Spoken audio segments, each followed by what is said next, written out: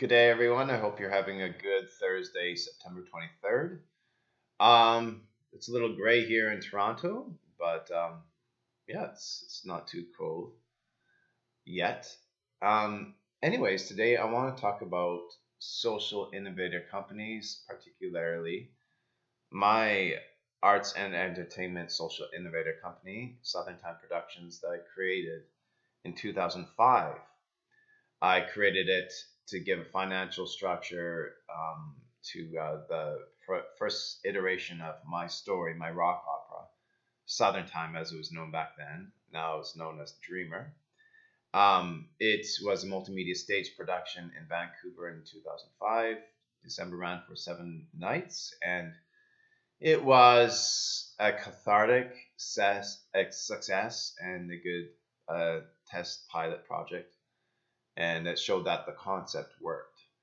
That um, music and film content can enlighten people, like make them aware of, how the personal lives are connected to the society as a whole, humanity, right? So below, so above, just as the opposite is true too. So yeah, and that's the story of Dreamer.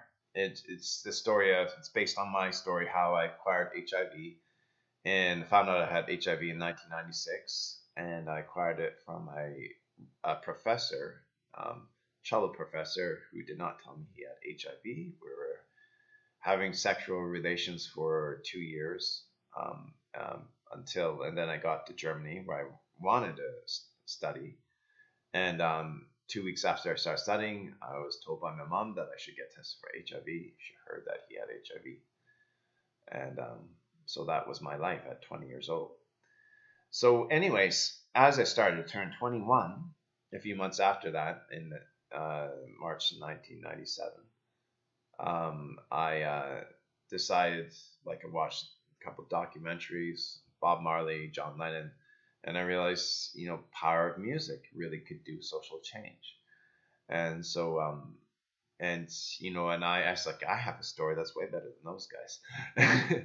So, I wrote my first song called Southern Time, and that was my realization because now with HIV, I didn't know how long I'd live and whether anyone would want to love me again, who would want to be with somebody diseased with HIV, right? They could infect me and they're gonna die, right? So, I it was a tough time. I identified more with people in the developing world, the 60% of the people in our world who live on less than $2 a day. So that's I just felt what the injustice that happened to me. I felt it on the macro scale with all the injustices through colonialism, um, and slavery, all the injustices in the world. Doesn't matter which group did it to who or whatever. It's any injustice is injustice everywhere, right? It makes the whole world a sicker place. So, and the opposite is true. Whenever you restore justice, um, and then it builds society. Humanity as a whole gets better, gets more loving, gets more selfless, and more caring for others. Anyway, so yeah, social innovator companies was a new concept to me about not quite a decade ago, maybe just 7 years ago. And I didn't realize they've been around since the 1980s. I think the first one happened then, and they've been increasing since. But and then ECG became an investment term maybe a decade ago. I'm not quite sure about that. That means environmental social governance. So make sure your company's practices. Investors want companies to at least to give lip service, give tokenism, like, oh, look, I got the certificate that says I'm following the rules. I'm better to invest in, but are they really actually doing good, right? So yeah, but recently I found out about participant media, and it's like, my goodness, it's like they already did what I've been wanting to do.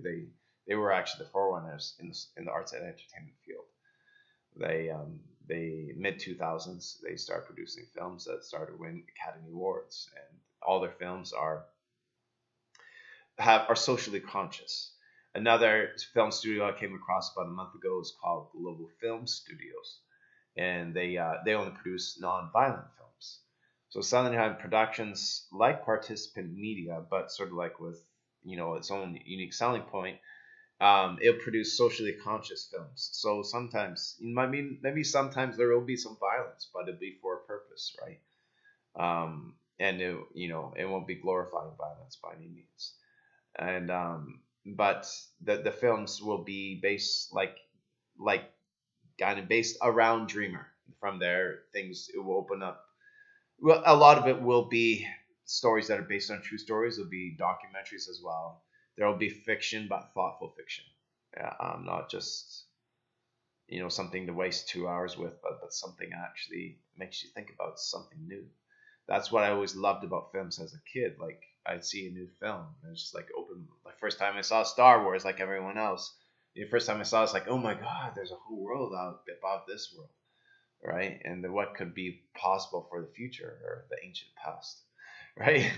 So it expands your mind, your awareness, and still once in a while you get a good film like The Corporation in the early 2000s. It came from Vancouver, where I'm from originally. Not originally, but spent most of my life there. And anyways, yeah. So that's why I created Southern Time Productions. To provide the financial structure, but because this is why I got into this business, because that's how I want to spend the rest of my life. I'm using whatever artistic talents I had to share my story, remarkable story of how I acquired HIV, and then as years went by, what was life living with HIV. I've had HIV for 25 years now. Known I've been HIV positive for 25 years, and and then what nearly dying from AIDS was like for me, and then it's like a phoenix out of ashes, except for lower spinal cord damage. I rose above, and now I'm married with somebody who's not HIV positive. Not that there's anything wrong with it. I've been married once to an HIV positive lady. It's just who I met, right? There's more fish in the sea in the non-HIV positive world. But and we had a kid last year. We got married and we had a kid last year. Beautiful boy, and so I'm very blessed. Um, yeah, just need funding for my company and for the Dreamer series now to get this ticket off and going, because I'm basically Dreamer, understand? and and and so for Dreamer's dreams, he always wanted a family. He wanted somebody to love him and reciprocal and raise a kid or two. And that's happened. But Dreamer's dreams to share his story in music with the world, and to make a difference in the world through art, that still has to happen.